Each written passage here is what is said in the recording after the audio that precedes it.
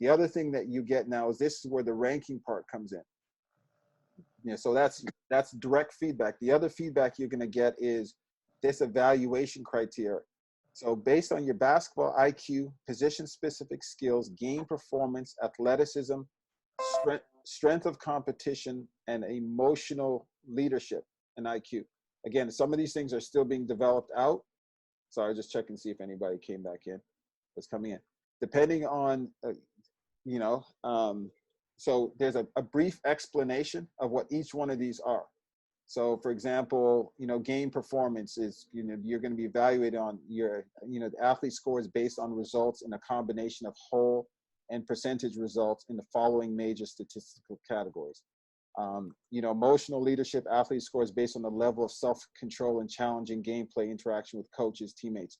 So there's an explanation for each one. But what happens now, if Coach Keith and I, we're going to be using a rubric. We're not just going to be going off the top of our head. So that rubric is going to say, this is what a 10 for basketball IQ looks like. This is what a 9 looks like. This is what an 8 looks like. This is what a 10 for position specific skills looks like. So if Coach Keith decides, okay, well, you are a 9 it's for your basketball IQ based on our rubric, and I say, well, you're an 8, and we get one of our evaluator in Spain who evaluates your stuff and says, no, this person's a 6. What it does, it takes the average of all our evaluations. So it's not just my opinion. We could do it based on one person, or we could do it based on 5. So once it takes the average of all these categories, and it's already done, it's already part of the algorithm, and it creates a percentage ranking.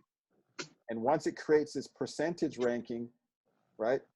The nice thing about that is, even though this person here scored a 57, we can go back and we can say, okay, well, they scored low because their strength of competition was weak, but their basketball IQ was very high. Their position-specific skills were high. So if we improve their schedule, then we can improve their percentile. Or if their basketball IQ is low, they can go back to and they can work with their coach, and we have like some criteria to help them improve this.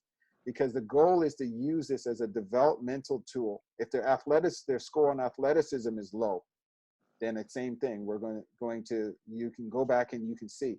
Because the goal is to take your 57 and work with you and take your 57 and move it up.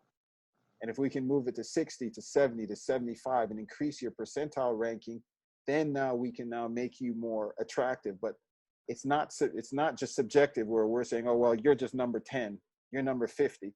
And even for a coach evaluating this, because what coaches will see this.